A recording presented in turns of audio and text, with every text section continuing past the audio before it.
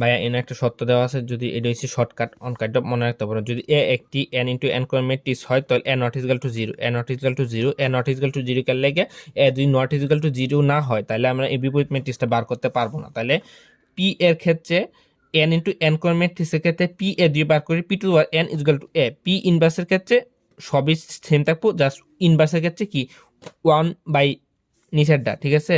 ওই শর্টকাটগুলো দেওয়া আছে, এগুলা জাস্ট মানে এমসিকিউর ক্ষেত্রে কাজে দেয়। এনে দেওয়া আছে, দেখো এ একটি matrix determinant of 2a minus, ঠিক আছে, 2a মাইনাস। এটা যদি আমি এই যে অ্যাপ্লাই করি, কোনটা শিখছিলাম ভাইয়া, 2a মাইনাস, এই যে 3 নাম্বারটা দিয়ে আমি অ্যাপ্লাই করি, দেখো 3 নাম্বারটা সূত্র মতে কি হয়েছে, জাস্ট পি পি ছিল না, যদি তুমি এই সমীকরণটার সাথে মিলাও, দেখো 2a ইনভার্সের সাথে যদি আমি P A on inverse compare করি, তার মানে পি এর জায়গায় কি বসতেছে ভাই 2, আর এন কি বসতেছি কত মাত্রায় ভিত্তিক, এটা কি ভাই 2/2 ম্যাট্রিক্স, তাহলে 2 স্কোয়ার আর নিচে হয়েছে মডুলাস, তার -1।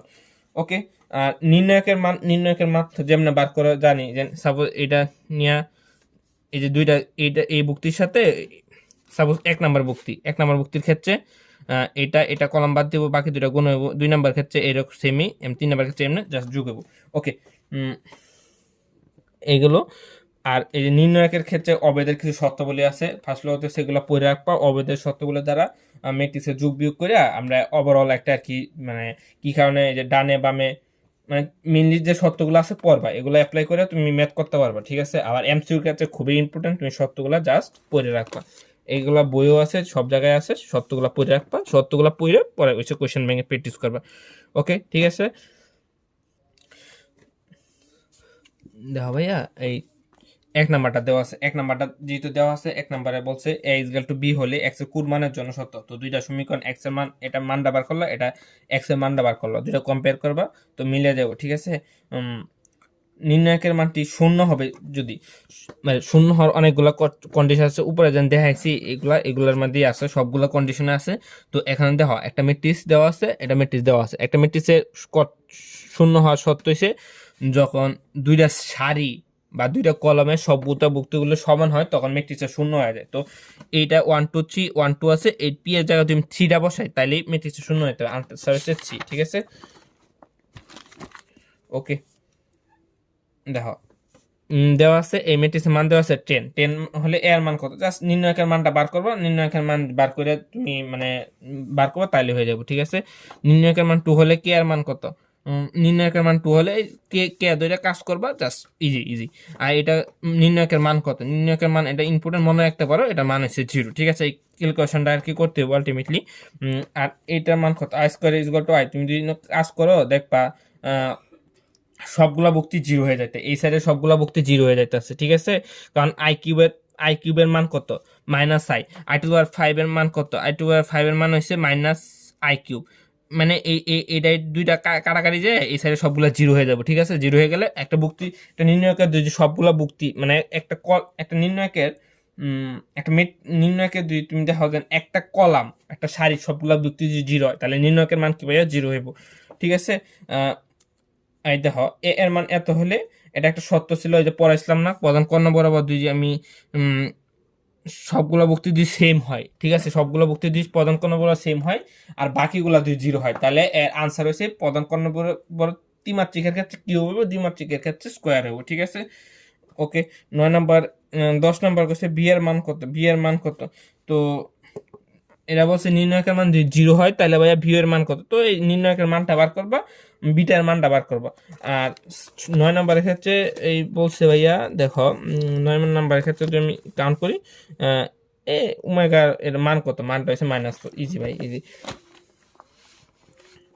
10 নাম্বারের ক্ষেত্রে দেখো তুমি এটার সাথে এই ম্যাট্রিক্সগুলা, মানে এই ম্যাট্রিক্সের কলামের সাথে এই ম্যাট্রিক্সের কলামগুলো যোগ করবা ম্যাট্রিক্সের নিয়ম অনুসারে, পরে এবিসি হইব, এবিসি থেকে এই এবিসি কমন নিব, এবিসি কমন নিলে এই প্রথম ম্যাট্রিক্স সবগুলো উপাদান, তৃতীয় ম্যাট্রিক্সের সবগুলো উপাদান সমান হতে হবে, আলটিমেটলি এটা মানটা 0 হয়ে যাব। ওই কে আর মান ওই ইজি ভাই, এগুলা ইজি, এগুলা ইজি ইজি ইজি।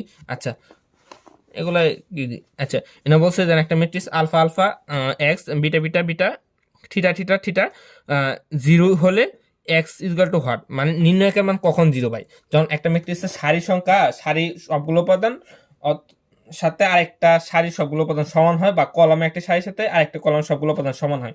তার মানে আমি যদি অপশন টেস্ট করি, এক্স এর জায়গায় যদি আলফা বসাই, আলফা আলফা আলফা আলফা, হ্যাঁ আলফার ক্ষেত্রে মিলতেছে, আলফার ক্ষেত্রে মিলতেছে, বাট বিটার ক্ষেত্রে মিলে না। তার মানে এটা হইব না, তার বিটা যেগুলাতে আছে এগুলো হইব না। তার মানে সিও অপশন না, সিও অপশন না, এ অপশন না, জাস্ট আলফা এন্ড থিটা।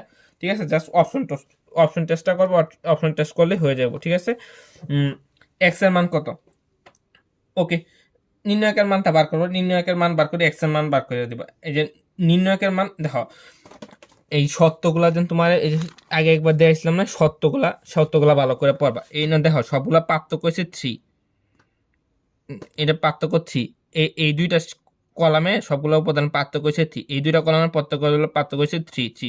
পার্থক্য যদি সমান হয় দুইটা কলামের মাঝে, তখনও নির্ণায়কের মান 0 হয়। ঠিক আছে, ওকে।